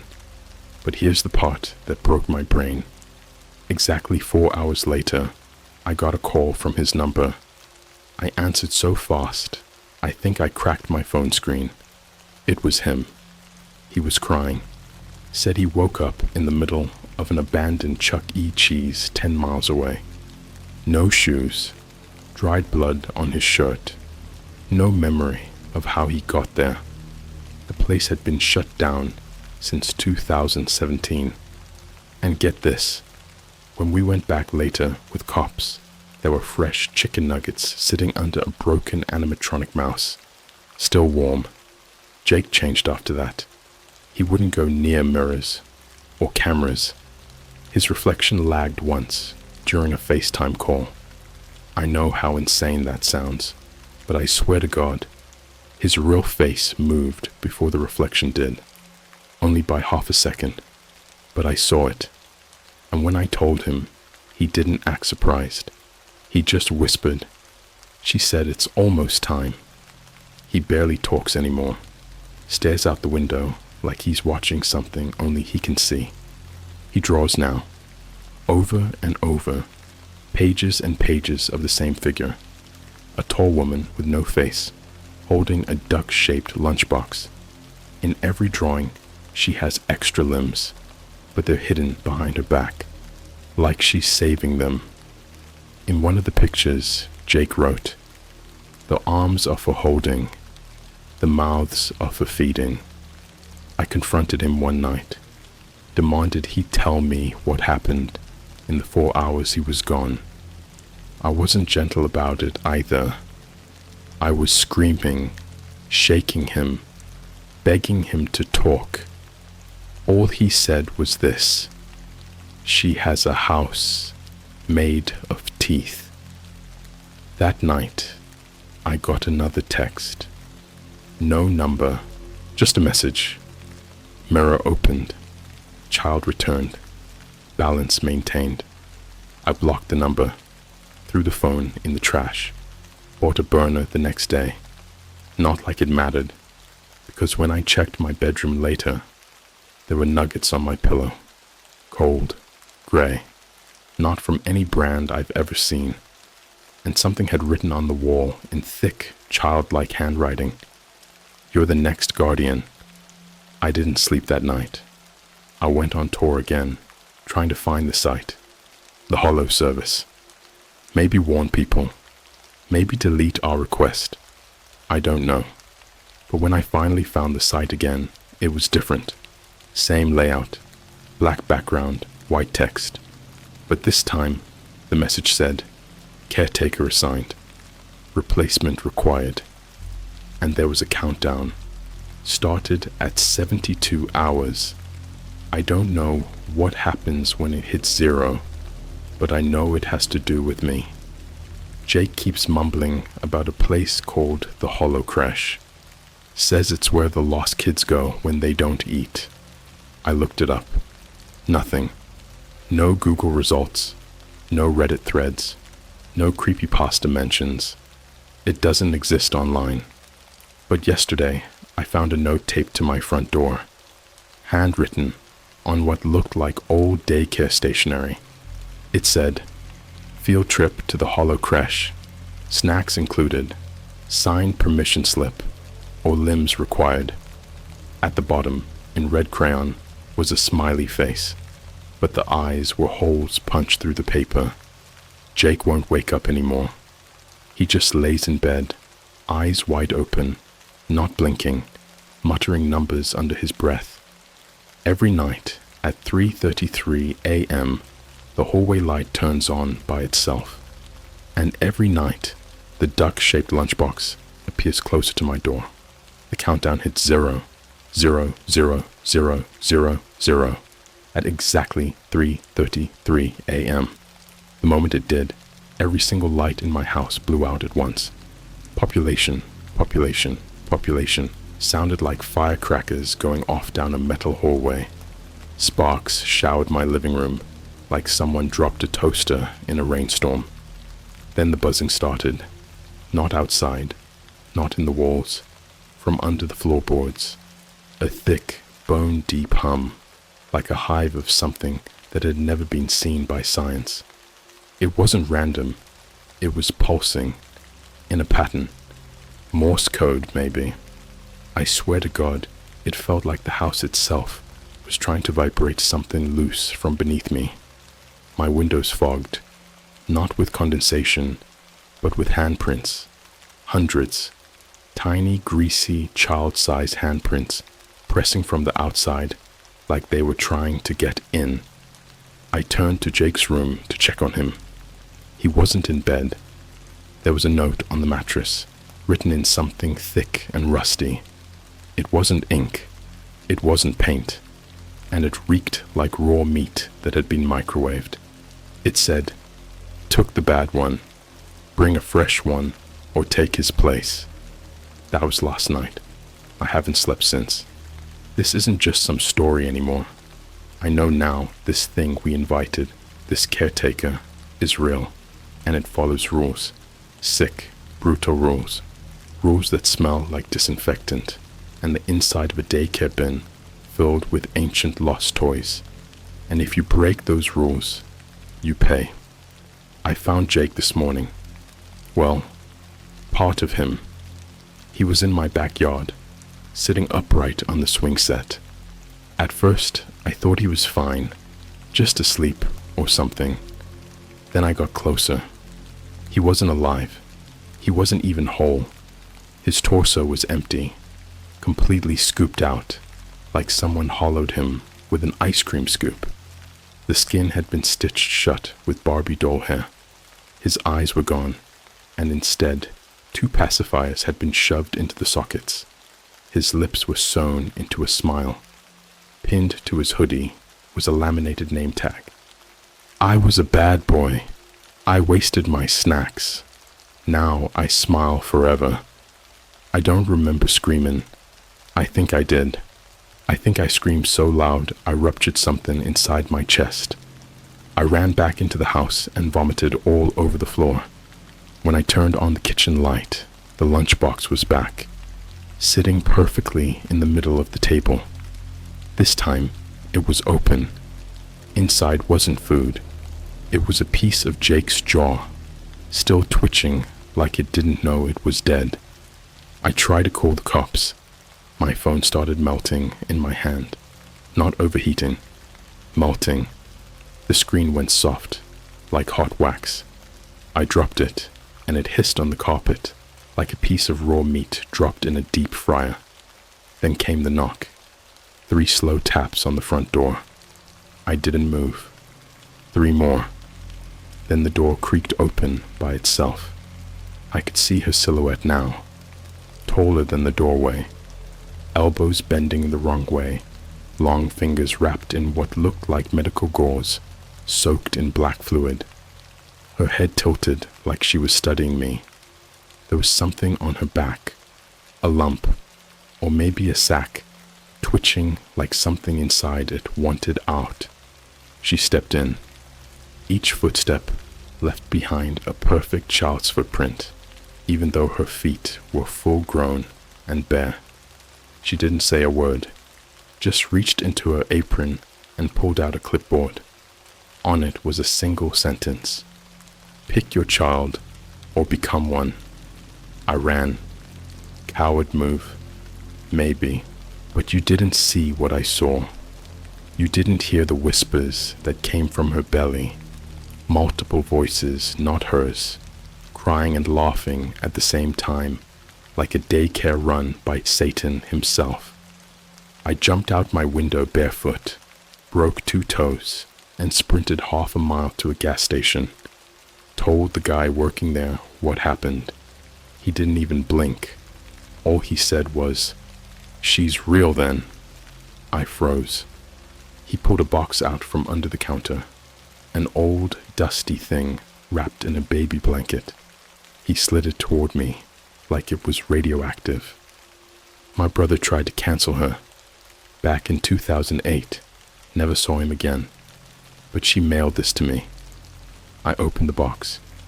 Inside was a Polaroid photo of a kindergarten classroom, except all the kids were headless, and she was standing in the back, holding a lunchbox, smiling.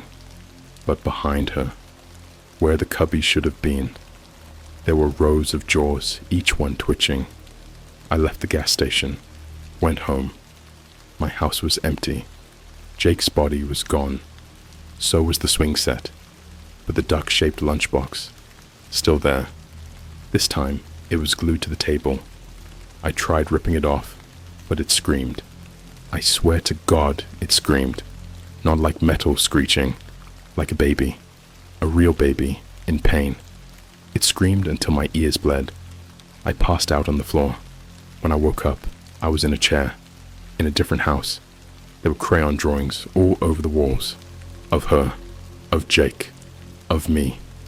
And there were names on the floorboards, dozens, all scratched in like tally marks, some crossed out.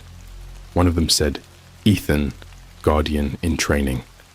Then I heard footsteps, small ones, like a child's. I turned toward the hallway. There was a little girl standing there, pale, blank expression, wearing a hospital bracelet. She looked at me and said, "You're supposed to feed me now." She stood in the doorway, bare feet stained red up to her ankles. No shoes, just a plastic unicorn bracelet on one wrist and a rubber duck clutched in her left hand, its head twisted backward like it had been screaming before it died. "You're supposed to feed me now." That's what the girl said, not asked. Said, like it was a rule, like gravity or death or the sound your bones make when they pop in your sleep. I couldn't move. I couldn't breathe. Behind her, the hallway seemed to stretch like a tunnel, longer than my house could physically be. The wallpaper was wrinkled flesh, stretched, pulsing, covered in crayon drawings, made in something too dark to be ink. They showed me, feeding children, holding the lunchbox, smiling. The girl stepped forward. Her eyes weren't right. Too black, too wide. Not possessed movie kid, black. They were deep, like holes in the world. She said, "You're ready." She said Jake failed. She held out her hand. I noticed her fingers had teeth growing from the knuckles. Real ones. Yellow. Baby-sized. Some wiggling like they were trying to bite the air. She smiled. 5 more kids stepped into the hallway behind her. Each one looked worse than the last. One had their mouth sewn shut and was drooling through the stitches. Another was missing their skin entirely, wrapped in something like tissue paper that pulsed when they breathed. The tallest one didn't have a face, just a perfectly smooth surface where eyes, nose, and mouth should have been, and their hands were covered in daycare stickers. All of them were holding identical duck-shaped lunchboxes. I ran, didn't think, didn't scream, just ran. I made it to the front door, but it wouldn't open. The handle was soft, like flesh. When I tried to turn it, it whimpered. It whimpered. I looked back. The girl was already in the living room, head cocked like a broken puppet. "We're hungry, Mr. Ethan. If we don't eat soon, she eats us." Then she giggled. Not a child's giggle. It was deeper. Too many voices inside it, like all the kids were laughing through her throat. I grabbed the TV remote and chucked it at the window. The glass screamed when it shattered, high, like a toddler's shriek. The air outside smelled like bleach and something old, like museum dust and roadkill left in the sun. I leapt through. The world outside was wrong. It looked like my street, but faded, as if it had been photocopied too many times. Trees were frozen in place, like plastic. Birds hovered mid-air, wings unmoving, like gifts stuck in a lag loop. The sun was too close, just sitting on the horizon, like it was waiting to finish rising, but didn't know how. The entire sky buzzed, like an old TV left on a dead channel, and the sound followed me. The kids, their lunchboxes clicking open, and something wet dragging behind them. I ran until my legs gave out, collapsed in front of a broken CVS that flickered like an old VHS tape skipping frames. I crawled inside. No workers, no shelves. Just one thing behind the counter. A crib. Inside the crib was a lump. A twitching, wet lump.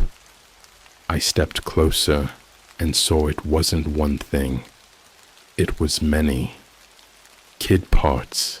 Dozens of tiny arms and legs sewn together into a mass, like a baby-shaped quilt. Eyeballs stared from random places.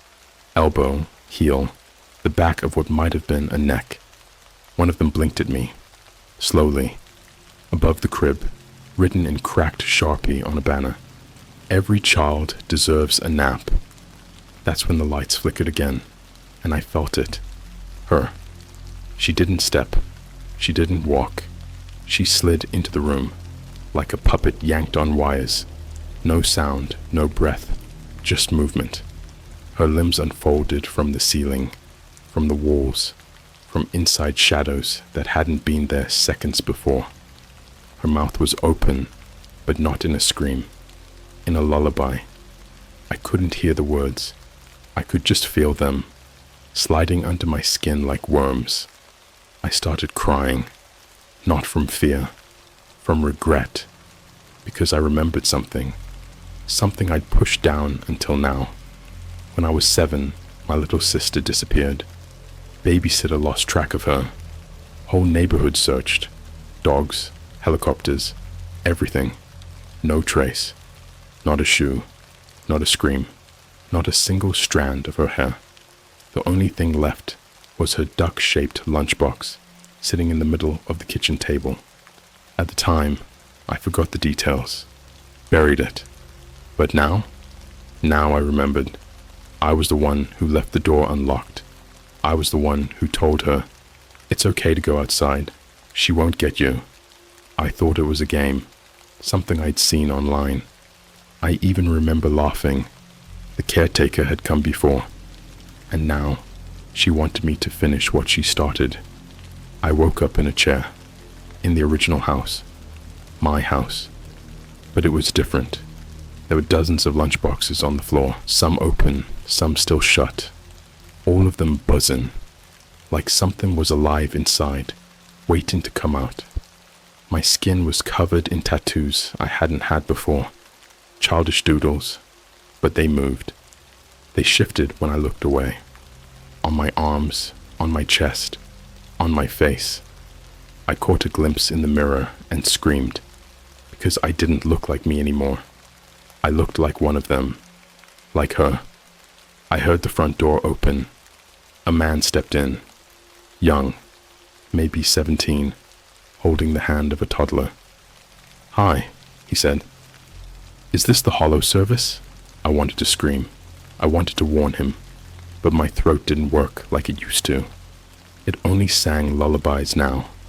And my hands, they moved without me thinking, picked up the clipboard, smiled, and pointed to the toddler's mouth. "He looks hungry. I'll make sure he eats everything. I'm the babysitter now. She used me up, hollowed me out, stuffed me with her rules, and her rules, and her rules. And now I wait for the next door to knock.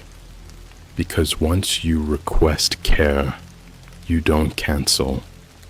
You replace, or you feed, forever."